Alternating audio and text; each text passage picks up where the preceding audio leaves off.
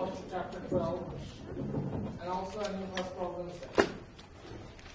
I will not probably have time to go over the in-class problem set for chapter 12 or the sample exam, but there is a review session tonight, sort of organized by your SI leaders, and I will send you information about how and when and where you can attend that SI session. I strongly recommend going to that review session because, as you can see, your sample exam has like 40 questions. And you might have some questions that your SI leaders will be more than willing and able to answer. So we have an exam coming on Thursday. The exam will have the same standard format.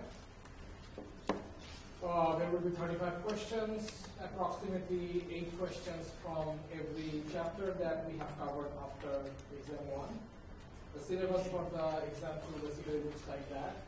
Everything that we have covered from section 7.2 on chapter 7 up to chapter 12, monopoly, which we are going to finish today, is going to be in your upcoming exam.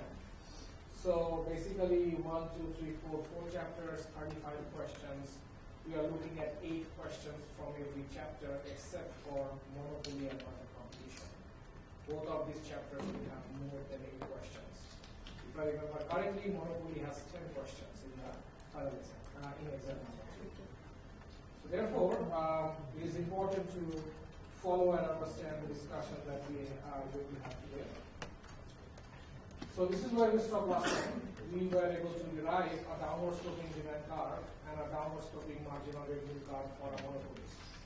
A monopolist is a special kind of market structure where the firm is the sole producer of the entire market. The monopolist is producing a product for which there is no close substitute. The monopolist faces the entire market demand curve. So the demand curve faced by a monopolist is the same as the demand curve faced by the entire market. Which means that we have a standard downward sloping demand curve for a monopolist. Please remember that this demand curve is very different from the demand curve that we saw for a firm in market competition. For a perfectly competitive firm, the demand curve was horizontal, while the demand curve for a monopolist is downward sloping. And the distinctions are extremely important. We also have learned in the previous chapter class about how monopoly can be ensured. Monopoly can be ensured by government regulation, by patents, copyrights, by owning a special resource that nobody else has. All of these are various ways you can earn a monopoly status in your market. We argued also in the previous class that our monopolists have a lot of market power. A monopolist can dictate how much it wants to sell, and it can also dictate how much price it can charge. But that does not make our monopolist the king of the market, because our monopolist still is going to be constrained by how much the buyers are willing to buy, and hence we have a downward sloping demand curve. In the monopoly case, we are going to have a very different marginal revenue curve, where the marginal revenue curve is also going to be downward sloping. The explanation behind the downward sloping marginal revenue curve is that while you are trying to reduce your price to sell more, you basically encounter 2 different kinds of effects. When you are trying to reduce price,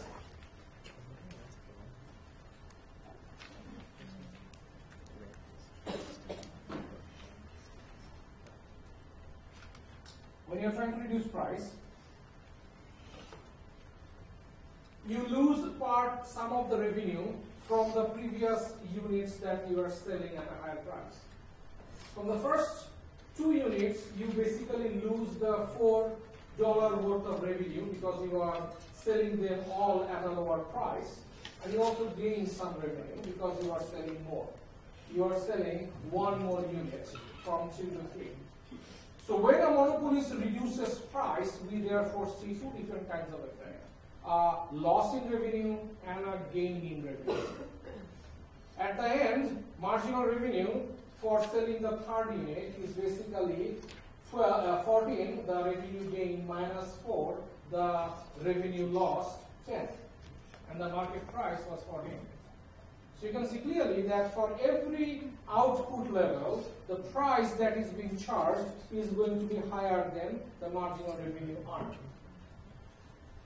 This will have a significant implication for the monopolist equilibrium behavior. With a downward sloping demand curve and a downward sloping marginal revenue curve, we will now try to understand the profit maximization behavior for our monopolist. But before we do that, I would like to spend a little bit of time trying to understand an implication of this downward sloping demand curve, because we would like to get our intuition straightened about monopoly. Monopolies are real market structures to most of the extent. So monopoly, if there is any, will have real market outcomes and market impacts. Therefore, we need to understand monopoly from a more realistic perspective, so to speak. So with the downward sloping demand curve, we notice some interesting things about the behavior of the monopolist along that demand curve. And in that discussion, I would like to bring some of our previous ideas that we have covered in the class, namely elasticity. Monopolist, just like any other firm, is trying to maximize their profit without any question. And one of the ways that any firm can ensure that they earn maximum profit is when they can earn the maximum amount of revenue. So revenue maximization is a sort of like an indirect objective of our monopolist. I want to point out that trying to maximize revenue is not going to give the monopolist the targeted profit level, but getting or raising their revenue is clearly one of their agenda. Okay, so a monopolist wants to raise revenue, and how the monopolist raises revenue, or whether the monopolist can actually raise revenue at all, depends on elasticity of the demand curve, and we have covered this in the past. Before I initiate the formal discussions, we can use the numbers that you're looking at in the table and the associated graph to learn a little bit about the elasticity and how it relates to the revenue. When we look at the demand schedule, we see that when the prices are being cut from 20 to 10, from 16 to 14, according to law of demand, the producer is willing to are able to sell more from 0 to 1 to 2 to 3 to 4 to 5. There is no, these are basic information. So once you are given the price and the quantity, you can get the total revenue, which is price times quantity. You simply multiply them. You can also get the marginal revenue from total revenue by calculating the difference between the revenues. While you are calculating that, you notice some interesting things. You notice that as the prices are going down and the quantities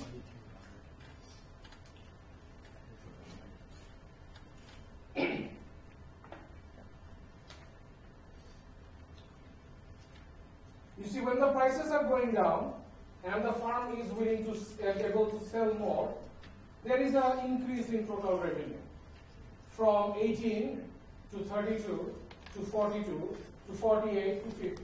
These are straightforward numbers. When you start calculating the marginal revenue, you start noticing interesting things. You notice that although throughout this entire scheme, your total revenue is going up, your marginal revenue is going down. Do you all see that? For every extra output you sell, your marginal revenue is going down from 18 to 14 to 10 to 6 to 2. Now this is important because although the table is incomplete, you can see that there is a possibility where the marginal revenue curve can extend beyond the zero axis and can become negative, and if you start producing more. Do we all see that? You also notice, and this is kind of important because this as we're going to show in a minute, basically, is the threshold that the firm will be aware of. A firm knows that there is a threshold of output beyond which, if the firm wants to sell more, revenue is going to start going down. That's it. That is what it means by the negative marginal revenue. Do we all say that? So a firm needs to be careful, right? They cannot try to sell more by cutting price. It's not a good idea. It is true that cutting price will give them more customers, but cutting too much price might actually be counterintuitive for them. It might actually lead to losses for them. So therefore, we are going to be careful. Now, from our previous discussions about revenue, we learned these two very important ideas.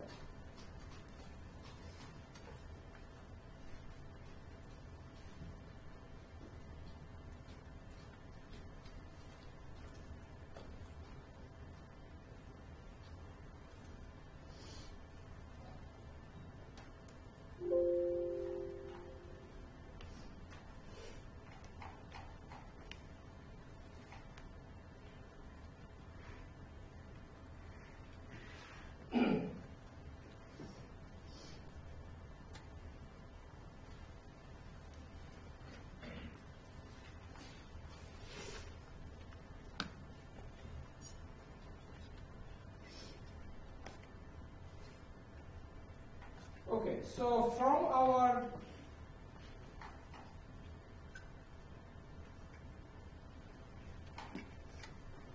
previous discussion, we actually learned two important things about the relationship between total revenue and elasticity. We learned that whenever the demand is elastic, it is going to be easy for our firms to raise their revenue if they cut their price. So this would be like an example of a luxury good where if you cut the price, your revenue is going to go up. As opposed to a situation where the demand curve is inelastic. So if your demand curve is inelastic, we argued before, you should not be cutting price if you try to raise your revenue. Because if demand is inelastic, cutting prices would reduce your revenue. So within the context of a same demand curve, we can now connect these two ideas with our shape of the demand curve. We know that in a traditional demand curve, there are these various regions, and you can see that in this particular graph. You can see that in the upper part of the demand curve,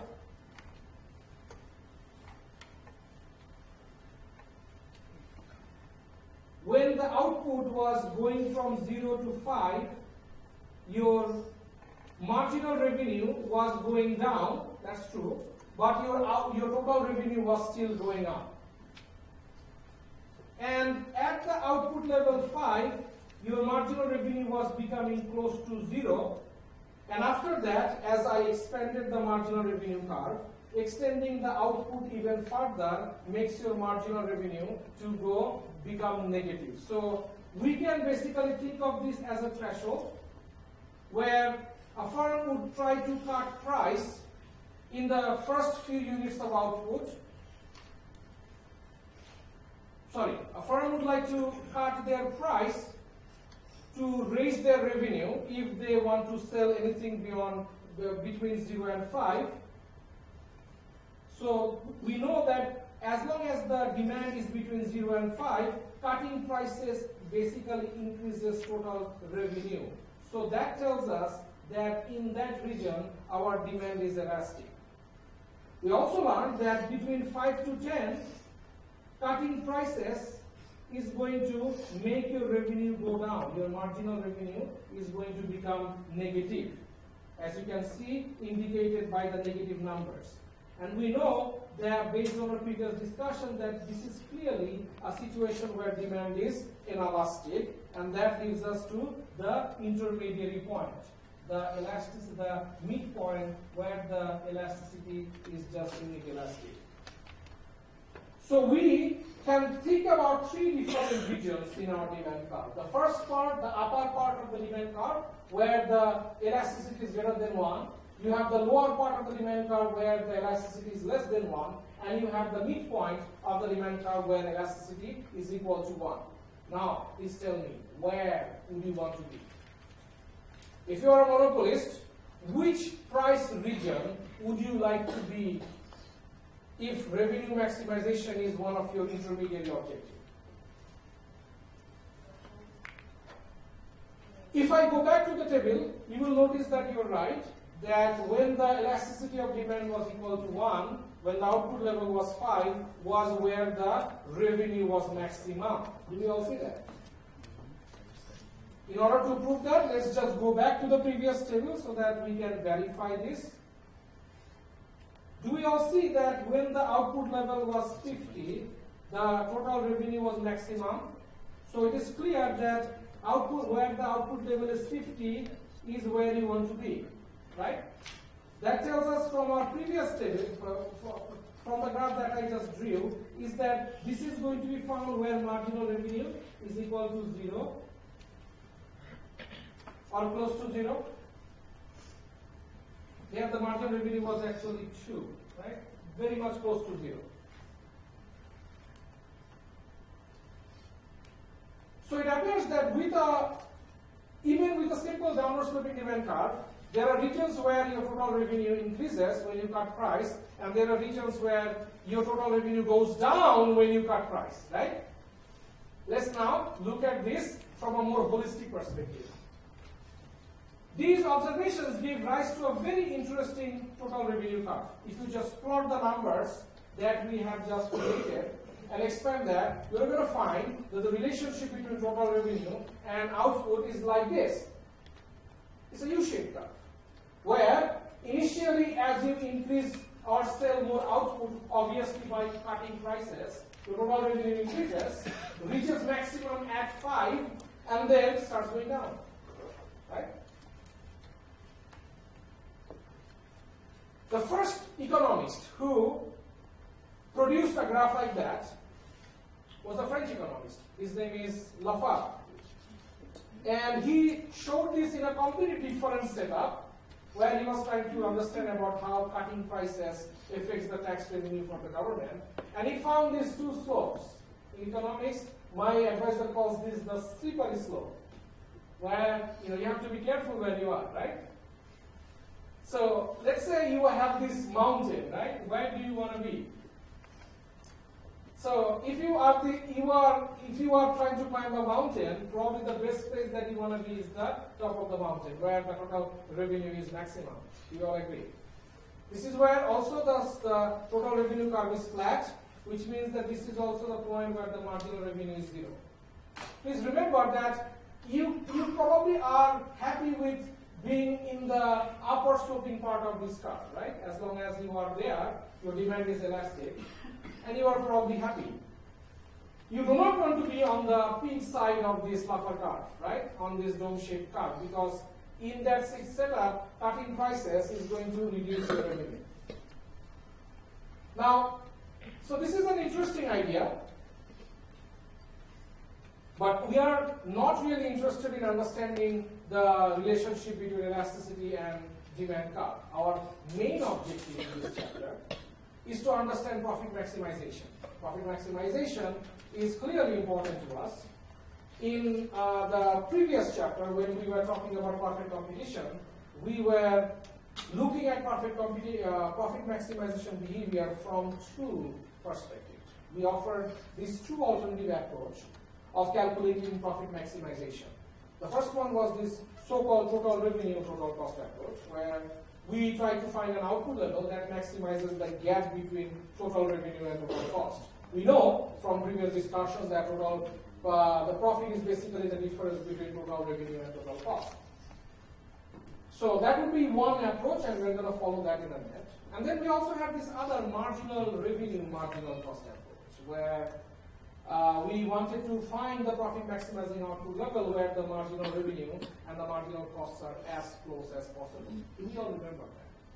We're going to use the same tool equilibrium approach to finding the profit maximizing behavior, because these two approaches are universal. It doesn't really matter whether you are in monopoly or perfect competition.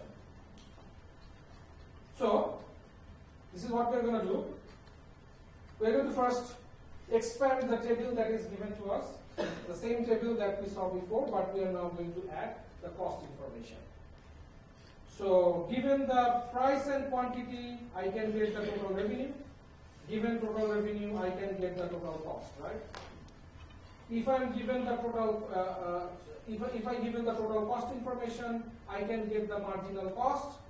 And given that I have the total revenue and the total cost information, I should be able to calculate my profit.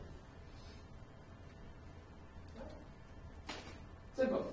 There's nothing magical about any of these numbers, right? So let's start with the total cost, total revenue approach. When we find the total revenue and total cost associated with each level of output, we find the maximum difference between those two.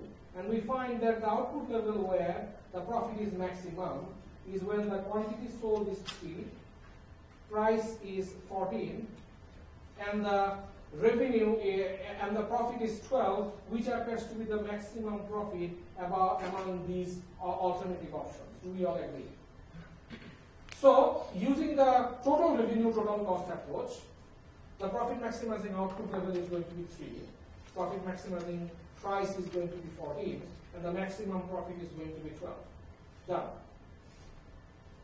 While we are calculating the finding the profit maximizing output level by using the total revenue and total cost approach, do we notice anything interesting in this table? Are there any other information you think this table is providing for us?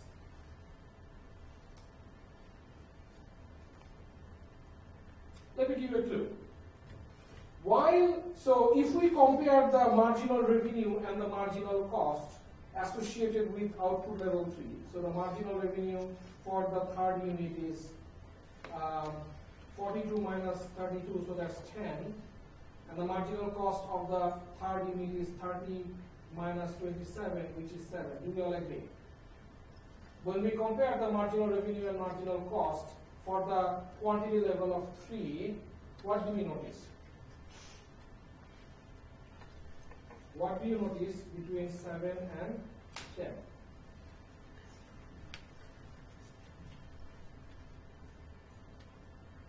What do we notice about the relationship between marginal revenue and marginal cost in the profit maximizing output level? They are closest. Do we all see that? The difference between marginal revenue and marginal cost is minimum when we find the profit maximizing output level. Do we all agree? That takes us to the second approach that we're going to use to find profit maximization. Profit maximizing output level is always found by equating marginal cost is equal to marginal revenue. That has always been the main profit maximizing condition. In this particular example, we really cannot find the marginal cost and marginal revenue equilibrium, but they are the closest. When revenue and cost has the largest gap, profit is maximum, and the difference between marginal cost and marginal revenue is minimum. Which tells us that in equilibrium, marginal revenue, marginal cost could also guarantee the maximum amount of profit. So two approach, total revenue, total cost approach, find the maximum difference found at the output level 3, where the total amount of profit is 12. The marginal cost, marginal revenue approach is to find the output level where they are equal to each other or the closest. That also happens in the output level 3. Let's now look at them in graphical setup.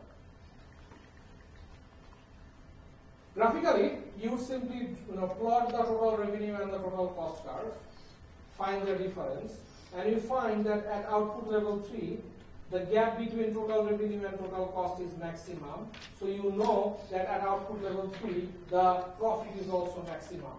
Hence, this is your profit maximizing quantity. Do we all see that? It's a very straightforward process.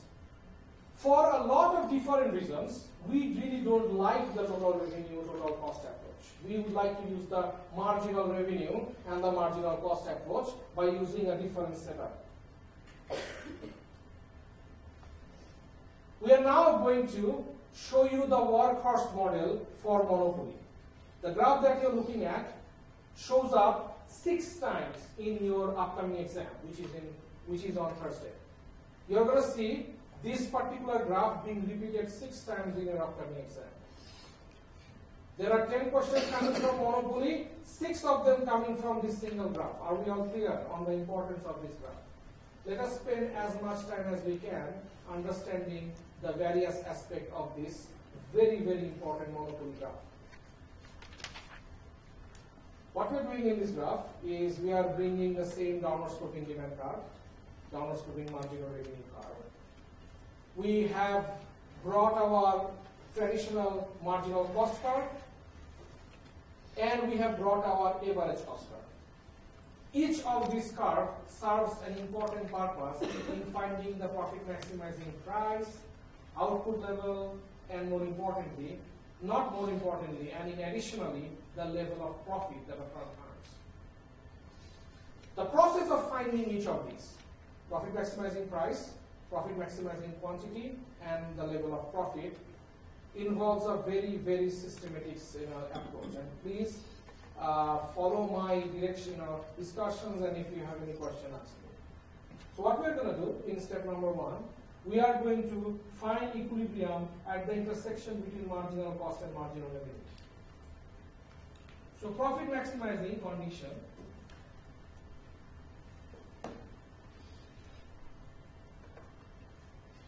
requires that your marginal cost is equal to marginal revenue. So we find that profit maximization at the intersection between marginal cost and marginal revenue. In order to find price, we go down to the horizontal axis, and we find the profit maximizing quantity. To find the equilibrium price, we go upward, vertically up to the demand curve, and we find the profit maximizing price to be P star. So horizontally go down to the horizontal axis to find quantity, go vertically up to the demand curve and find equilibrium price. So P star is our profit maximizing price, and Q star, or in this case 3, is our profit maximizing quantity.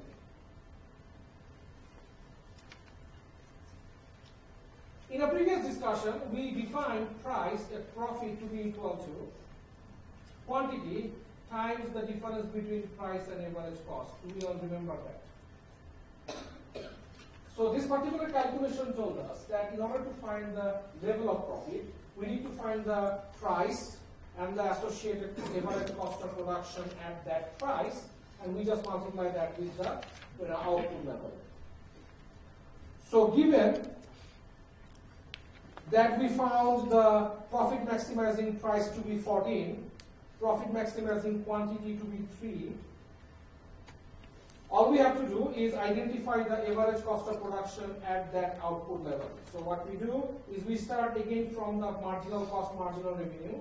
We go up to the average cost and find the average cost associated with that output.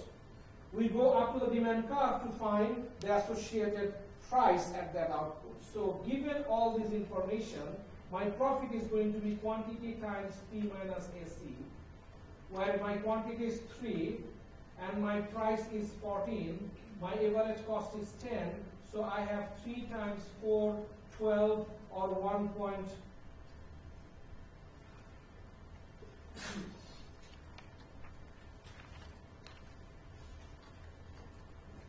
Okay, so the total amount of profit is basically 3 times 4, 12 of some unit. I think it is going to be some dollars something. So do we all see how the profit was calculated? Graphically, the level of profit is basically indicated by the area of this shaded rectangle, whose area I just calculated by using the profit number. So profit is the area between the price and the average cost. The shaded area that I have just highlighted is the amount of profit the firm makes in monopoly. When you look at the level of profit, you also notice something fascinating about monopoly. And I'm going to distinguish that with perfect competition, which I'm going to call PC. In perfect competition, you notice that your price was always equal to marginal revenue, and in equilibrium, marginal revenue was equal to NC. Do you all agree?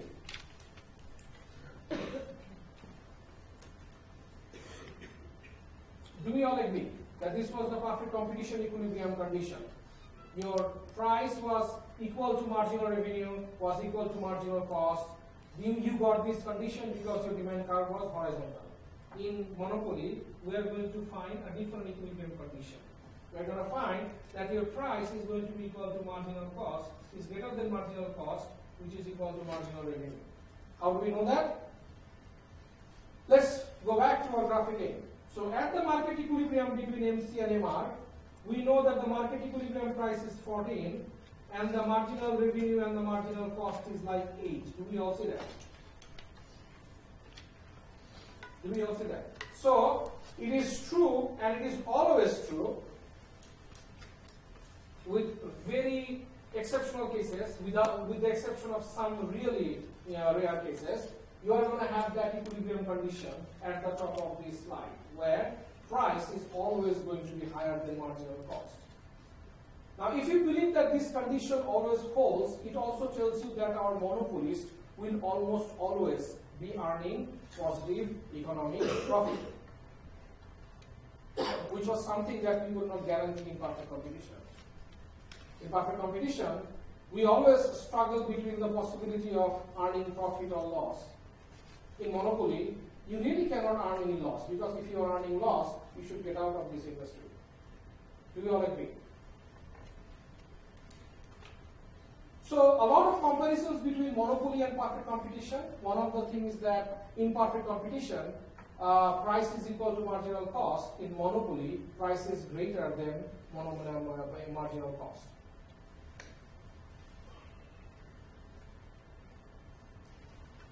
In order to strengthen our understanding about how monopoly differs from our idealistic perfect competition, we are now going to bring these two market equilibria under the same graph and analyze them. There is a question out of that 9 question from chapter 12 that are going to come from this. The graph that I am going to show you right now is in the exam. So please do not have any illusion about what we are covering today. Comparing monopoly and perfect competition is a little bit tricky, because we have used different graphical tools to understand monopoly and perfect competition. To facilitate that comparison, we are going to make some modifications to how we explain perfect competition and monopoly. In the same diagram that we have so far defined monopoly, I am going to first define my perfect competition. And I will argue that perfectly competitive market equilibrium will be found where the downward sloping demand curve and the upward sloping supply curve intersect each other. Do we all agree? Do we all agree that this is where the perfect competition equilibrium is? The downward sloping demand curve is the market demand, the upward sloping supply curve is market supply. Equilibrium is found at the intersection between them. So PC and QC is our perfect equilibrium price and perfect equilibrium quantity. We are going to now introduce marginal revenue curve. And at the intersection between marginal revenue and marginal cost, we are going to find the monopoly price, which is PM, and the monopoly quantity, which is QM. This graph gives us this convenient view of how monopoly differs from perfect competition. When you put the perfect competition and monopoly equilibrium in the same graph, you notice that monopoly charges a higher price than perfect competition and produces a lower output than perfect competition. Do we all see that? Monopolist charges a higher price, PM, and produces a lower output QM, then perfect competition.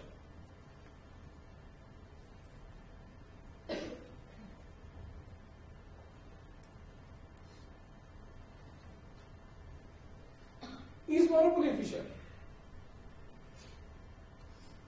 Is monopoly efficient?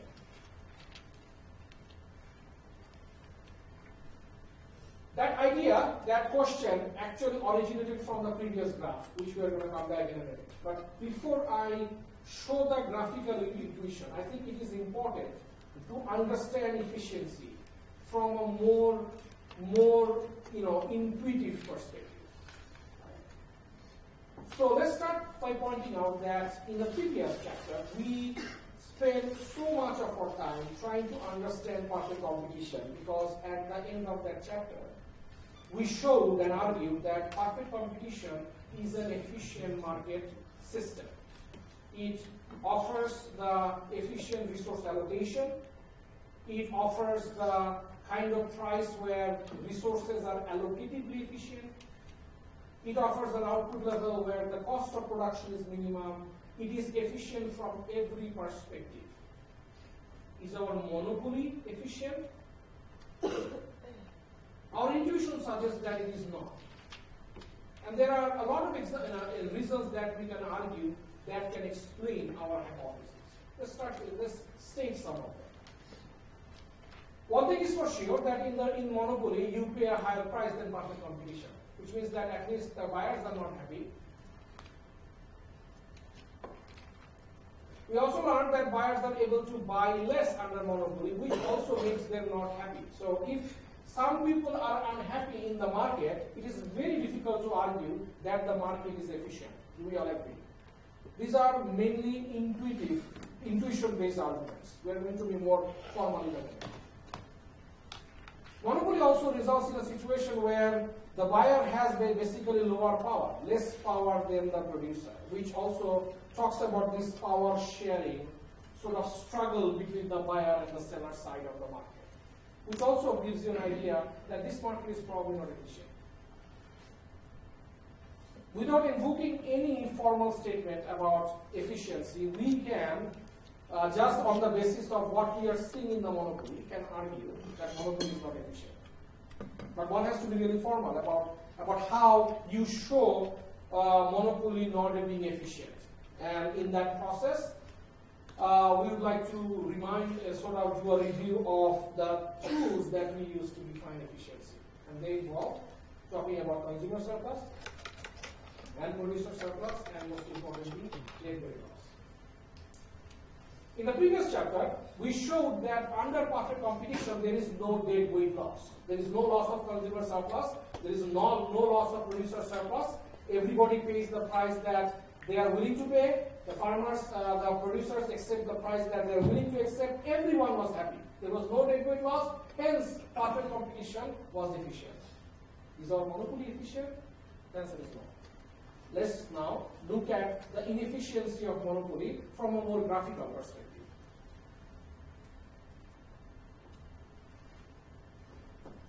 The process of understanding inefficiency from monopoly in a graphical setup also involves steps. So please follow the directions that I'm providing so that it will be easier for you to identify this in the upcoming exam. The graph you're looking at right now is also in your upcoming exam. All of these discussions that we're having today has direct reference to exams. Let's start with perfect competition. PC and QC is our perfect competition price and quantity. The green area, the green triangle, is your consumer surplus under perfect competition. The blue, almost a triangular shaped area, is also your producer surplus under perfect competition. Okay? Now we bring monopoly under the same graph. When you bring monopoly, the first thing that you notice is that you are charging a higher price and producing lower than perfect competition. So it should be clear that our consumers are unable to buy as much as output that they were buying before, so there is a loss of consumer surplus. So the upper triangle, which we saw before, is the loss of consumer surplus. Loss of consumer surplus comes from two sources. Buyers pay a higher price, which they don't like, and buyers buy less, which also they don't like. So the upper triangle is the loss of consumer surplus that results from buying less and paying more. The lower triangle is the loss of producer surplus. And the main source of the loss of producer surplus, PS, is that our producers are now able to sell less. So there is an underproduction.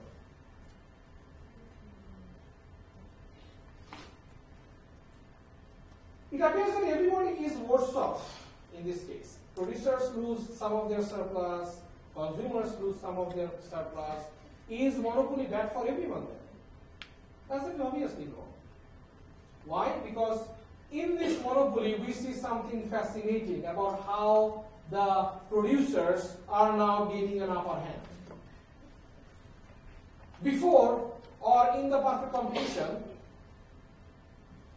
consumer surplus was this large triangle over the market price and below the demand curve. Do we all see that?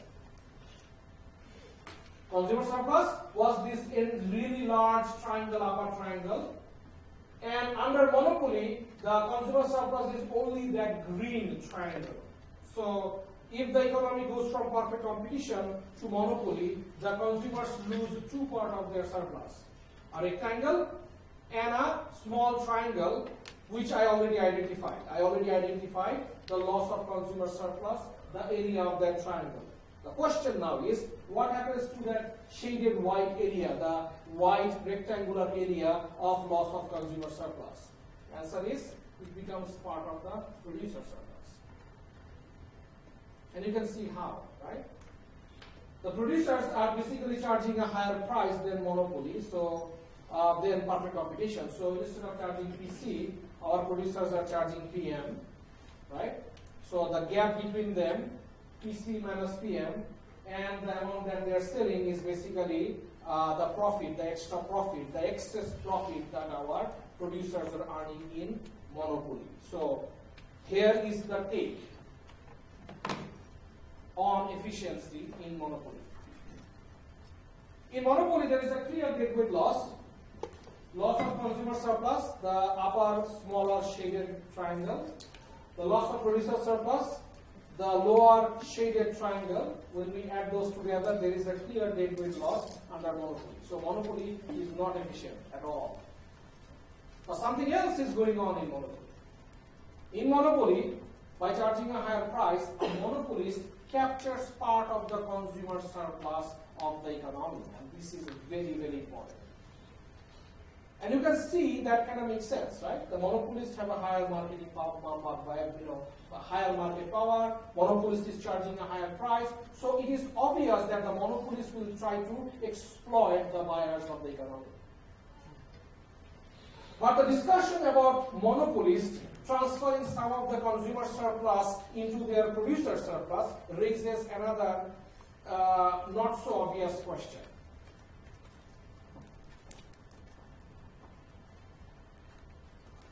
Is monopoly fair? Most of you might think that this is a trivial question. This is a laughable question, right? Why? Because clearly some people are unhappy in this economy, in this market. So obviously monopoly is not fair. Monopoly allows firms to exploit the buyers. Obviously monopoly is not fair. But I want to point out that when we talk about fairness, the discussions are never easy.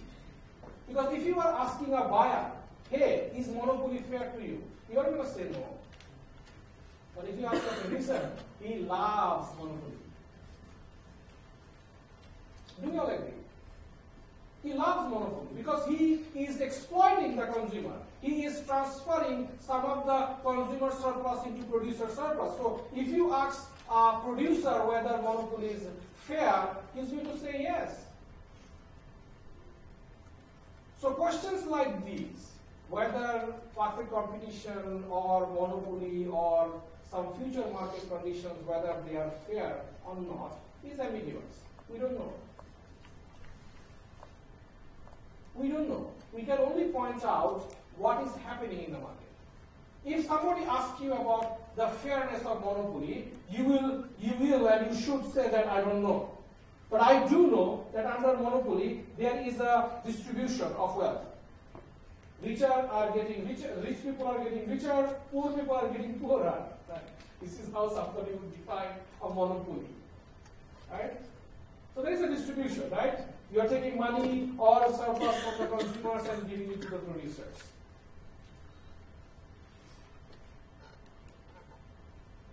The discussion that we had so far were the foundational material in this chapter. So we are done with covering the fundamental stuff about monopoly. We have defined what monopoly is. We have defined the sources of monopoly. We have defined the equilibrium condition under monopoly. We have compared monopoly with perfect competition. We have shown that we have talked about the efficiency of monopoly, and we have concluded that our monopoly might not be fair. 5 fundamental things about monopoly have been covered. Now we are going to expand. The rest of the material is basically advanced material related to monopoly. And this question, some of the questions that we are going to raise is not straightforward. Okay. So, monopoly is a real market situation, and as a result, monopoly has real market outcomes. So, let's say you want to create a monopoly in your economy. How can you create a monopoly? How do you make yourself a monopolist? Anyone?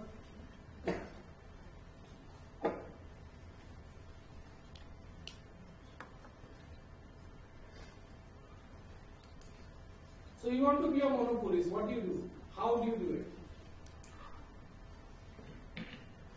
it? Very good. So one of the ways that you can become a monopolist is by buying up all your competitors, like what AT&T thought that they are doing. Create a large conglomerate and become the sole supplier of the product in the market. So that seems to be the most obvious way of creating monopoly. Am I clear on this? Or you can simply bribe your government and get a license that gives you sole right to produce something and supply in the market. Isn't that right? Which one do you think is easier to do? Spending billions of dollars, trying to merge all your competitors, trying to create a conglomerate which takes years of time, it's very risky, like what AT&T is learning at their peril, or simply seek the help of the administration by bribing it, by getting some kind of government authorization and basically create a government-created monopoly. One could argue that the latter probably is easier to do. So, one of the biggest things that we now are going to talk about, that goes beyond the traditional discussion of monopoly, is that the monopoly gives rise to what we call rent-seeking behavior. Let's now define what rent-seeking is. Rent-seeking is the act of obtaining special treatment by the government to create economic profit or to divert consumer surplus or producer surplus away from others. A long sentence with a lot of ambiguous words. I am going to use 2 words to define rent-seeking. Bribe and corruption. Because that is exactly what rent-seeking is.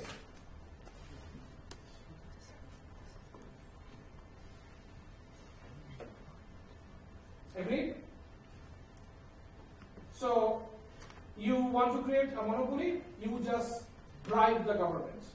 You basically hire a lobbying firm that is going to lobby for you to the government, and you are going to pay money to this lobbying firm, and the lobbying firm is going to bribe that money to politicians.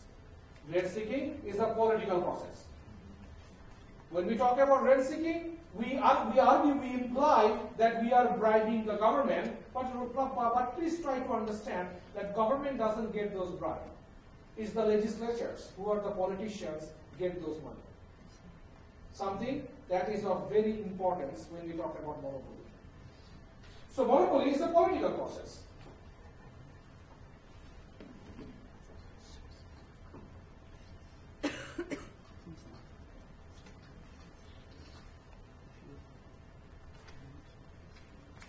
But is these activities really worth it for you? So you are trying to create a monopoly or seek a monopoly by trying these rent-seeking behavior, by bribing the government, officials, PR firms, lobbying firms. Is it really worth for you? Is it worthwhile for you to spend so much money trying to create a monopoly? By the way, I have mentioned about AT&T twice. Are you all familiar with the AT&T fiasco? So AT&T has been trying to buy up all their competitors, right? Dish Network, and they are now having like a sort of like a vertical merger with I think Time Warner. Most of the insiders are, by the way, AT&T and Dish used to sell the same product. I think you all know that, right? They used to all sell the same cable product. So AT&T thought that they would merge and become the market leader. It backfired into it. It is completely, AT&T's net worth has gone down dramatically. So in addition to, is everyone also familiar with the legal side of the AT&T Time Warner merger? So the government, the previous government was saying that they are going to allow this merger to go on, and the process was very smooth. Suddenly, the current government stopped this. And then the current government also gave sort of green signals. So it's like a stop and search kind of situation. What does that tell you happening behind the scenes? So the government is saying that no, we are not going to allow you to merge. Then the government is saying yes, we are going to allow to merge. What do you think happened between no and a yes? A whole lot of bribe, a whole lot of money, right? Is it really worth for you to spend so much money in rent-seeking activities? The answer is it might not be. So if you're a firm, what does this cost, this rent-seeking cost in, what does it mean for you? So you are spending this money to bribe the government. For you, it's just a cost. Do we all agree? So rent-seeking might actually increase your cost of production. These are not real costs, by the way. You all see. This is not the cost of buying raw materials or hiring workers, but at the end of the day, these are also costs. Cost of marketing that product in the market as a monopoly product.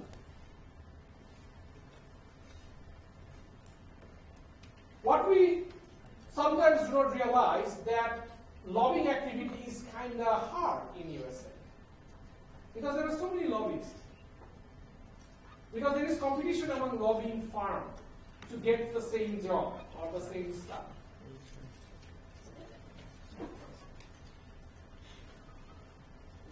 I used to teach at liberal arts college in Georgia before I moved to University of Arkansas, and one of our colleagues, after he retired from our department, went to Washington DC and started a lobbying firm, which is unusual for an economist to do.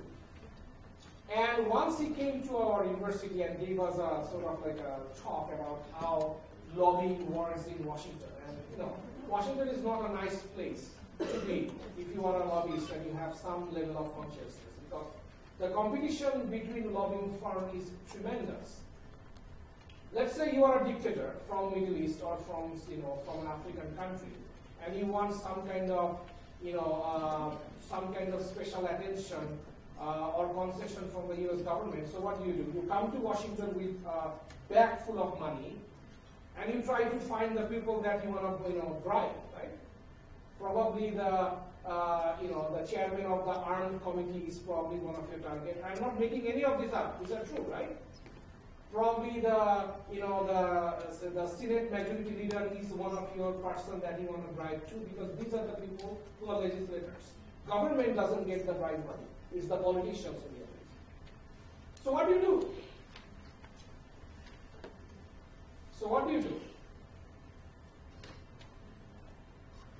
So in Washington, what do? You hire firms that will help you to hire the lobbyists, that will help you to find the politicians that you are targeting, that will help you to bribe that politician, and that will help you to get the kind of favorable policy that you're looking for. It's a long process. Involves a lot of money. So what it might do is that it might end up actually raising your cost of production, which might not be good for you. Let's just analyze that in a graphical setup.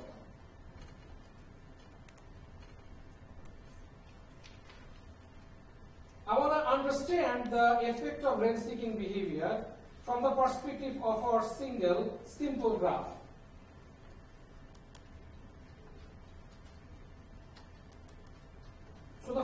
So let me go back to the clearest, I guess I like this one, right? So this was our original monopoly equilibrium.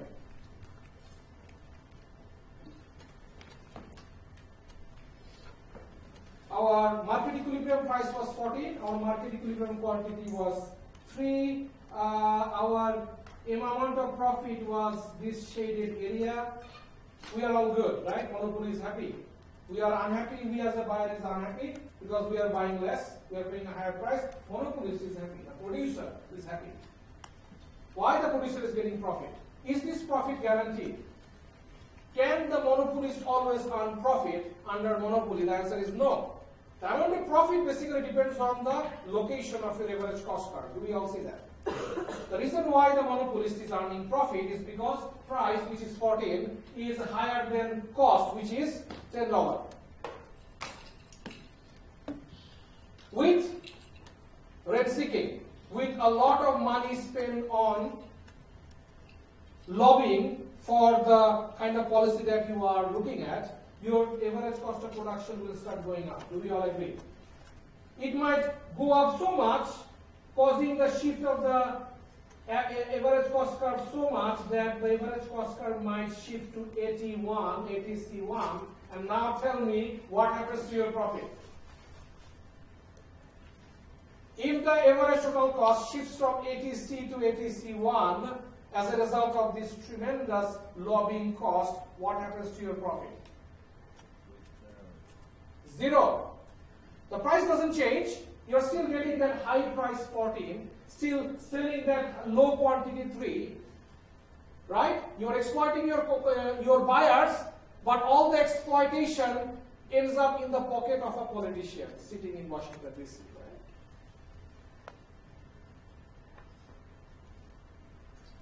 right? Okay, so our rent-seeking equilibrium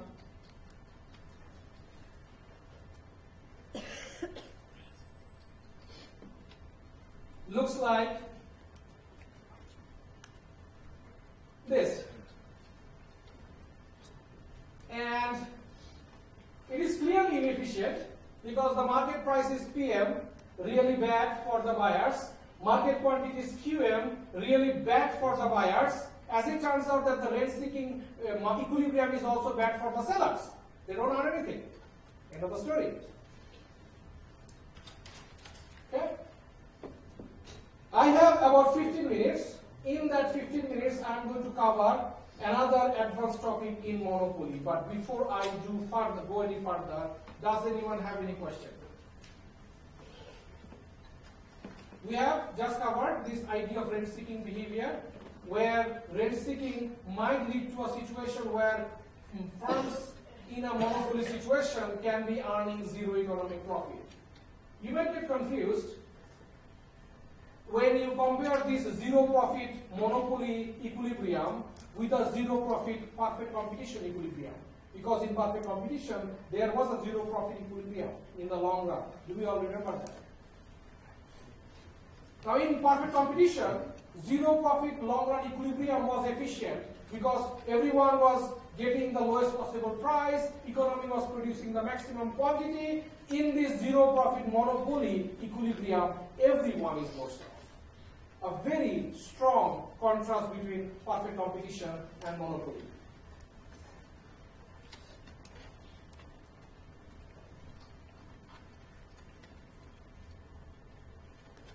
Rent seeking clearly exhausts the economic profit earned by monopolists, but rent seeking does something also fascinating. I am not going to provide any kind of mathematical or graphical intuition about this because I just don't have time, and it is not important for your upcoming exam. But if you look at least visually look at the deadweight loss under rent seeking, you should notice that the deadweight loss, the area of the triangle looks larger. Do we all agree? If you compare the deadweight loss with the standard monopoly equilibrium, you should notice that the deadweight loss appears to be larger because that is one of the outcomes of rent seeking, is that the deadweight loss increases. Okay. The next topic, and the final topic of this chapter, is price discrimination. Price discrimination is the most fascinating part of this chapter. Price discrimination refers to monopolies selling different prices to different buyers for different quantity they buy. So here is the thought. You are a monopolist and you can either charge one price for everyone who is willing to buy your good, or you can charge different prices to different people based on how much they are willing to buy. How do we know how much somebody is willing to buy? We can get that information from the market. Obviously, that's a realistic possibility. How do you charge different prices to different people who are willing to buy different quantities? Is there empirical evidence of that? The answer is plenty. The monopolist knows that the executive who wants to have less time to travel is willing to pay a higher price to buy a ticket quicker. We all agree. The monopolist knows that a student has less income, so unless the price is lower, the student is not going to buy as much as a regular person, so a student discount is offered. The monopolist knows that on the 12 p.m. Session, there are fewer, sort of people going to a movie theater, so there will be a discount on the price of the ticket for that 12 p.m. show. Do we all agree? The monopolist knows that if there is, if you offer a bulk discount on products that people buy, only people with larger family is going to come and buy those goods. Do we all agree? These are all examples of price discrimination, and monopolists discriminate price on a regular basis. The idea here is very simple, and it's very intuitive, and it's very important that in order for a monopolist to price discriminate, you need to know how much the buyers are willing to pay. As simple as that. That's a very simple information. The implication of price discrimination is enormous. Enormous. We can think about, there are several examples of price discrimination, but at the heart of any kind of price discrimination, there are two conditions that need to be satisfied. One is that we need to identify and separate different types of buyers by age, by income status, by family size, by any kind of means. You will be able to distinguish them. You also need to make sure that they cannot resell their product. Right? So if you want to offer like a buy one get one cell phone, you need to make sure that these people do not go to the market immediately and resell the free phone they got. It is very difficult to do that, but when you go to Sam's Club and you buy chewing gums in bulk, you will see that it says resale or individual items cannot be sold. You all see that? That's a condition that is being made by the second condition. Okay.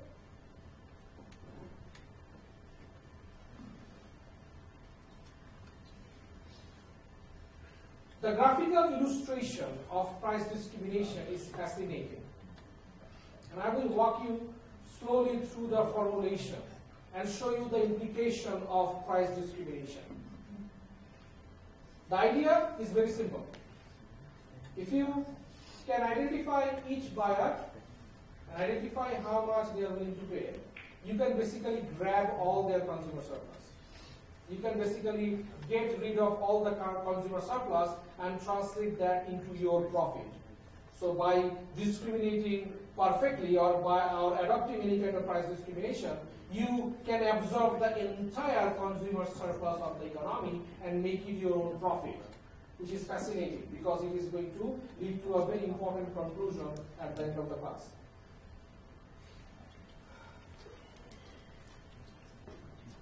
I'm going to skip this discriminating among group of buyers, discriminating among units of goods, because I talked about them. Profiting by price discrimination is what I want to talk about. So first of all, we are going to look at a standard monopoly pricing, where the monopolist does not discriminate. A monopolist charges a single price for a ticket. This is an airplane, example. That price is found at the intersection between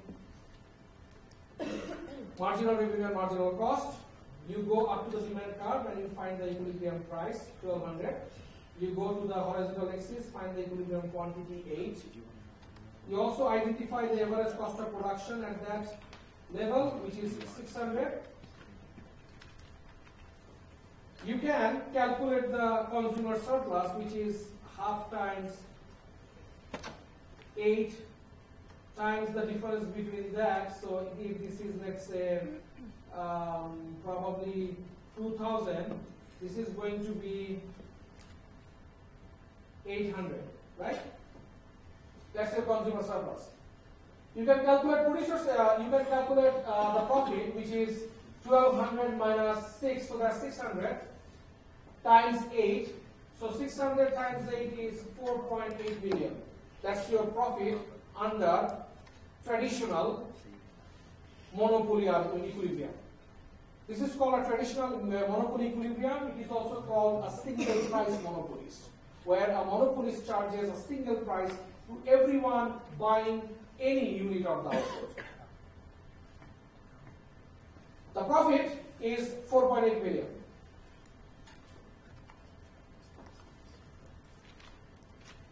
Any question? Now, let's move to a monopolist who is now doing what we call a perfect price discrimination, where the monopolist will be charging the price that the buyer is willing to pay. The monopolist is going to identify each buyer, figure out how much the buyer is willing to pay, and charge exactly that price. Everyone is now going to pay a different price. The monopolist, if he can identify this demand curve, knows that the person who is willing to buy the 4th unit is willing to pay $1,600 and not $1,200. Do we all agree? The monopolist knows that the person who is going to buy the 6th unit is willing to pay $1,400 and not $1,200, right?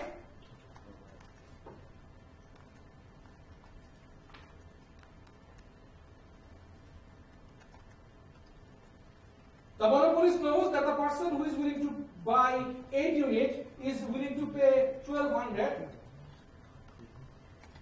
The monopolist also knows that there are people who are willing to buy, let's say, 30 units and be willing to pay about $700. Do we all agree? If the monopolist knows everything, what should the monopolist do? Notice that if the monopolist charges according to how much people are willing to pay, from the first person, our monopolist gets this extra price. Do you all see that? Under single price, monopolist was charging 1200 for the 4th unit, but if a perfectly discriminated monopoly charges 1600, the monopolist gets this extra $400 from the first person. Let's call this guy first, this guy second, this guy third. Do we see that the monopolist is basically absorbing the consumer surplus away from each of these buyers? From the first buyer, the monopolist absorbs this first rectangle.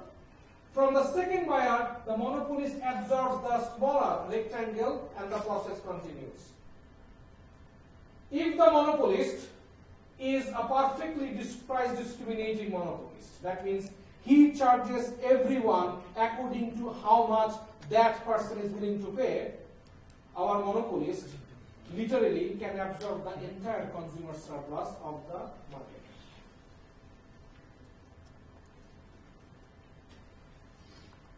Which would obviously increase his profit. But we want to now expand the discussion, not just by talking about the profit of the monopolist. We want to understand what would happen if there is perfect price discrimination. As it turns out that there are two things that are going to be happening, which is fascinating.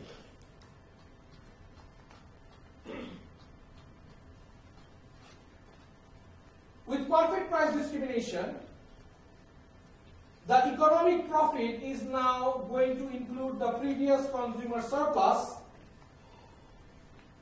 which includes this, that, and that, this entire thing, which is something that our producer is now able to absorb for themselves. So everything in the economy now becomes profit for our firm.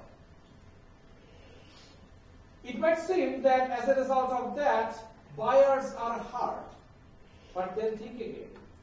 Another thing that is happening here is that as a result of this perfect price discrimination, our monopolists are now going to produce at 11 and not at 8. So there is going to be an increase in production by a perfectly discriminating monopolist. Why? Because monopolist knows what everyone is willing to pay. So the monopolist knows that there are a lot of people who are willing to pay less than 1200 to buy more units. So this is like the student example that we talked about, right? And if you're a monopolist, why not produce them? Because you would like to get everyone's consumer surplus. So by trying to maximize his profit, our perfectly discriminating monopolist ends up producing more. And not only more, the output that perfect competition was producing. And that takes us to the final and very, very important conclusion about monopoly. Throughout the discussion, we have made this argument that monopoly is not efficient. Monopoly was not efficient because it charges a higher price, produces lower quantity. Monopolist is not efficient because it creates deadweight loss. Monopolist is not efficient because it creates bribe. In one situation, monopoly is actually efficient. This case, a perfectly discriminating monopolist is efficient because it produces the socially efficient output level. I'm out of time. Please attend your sessions. Look at the exam. It has 40 questions. It is very similar to the actual exam. Please try to come to the exam early so that we can start the exam early. And good luck.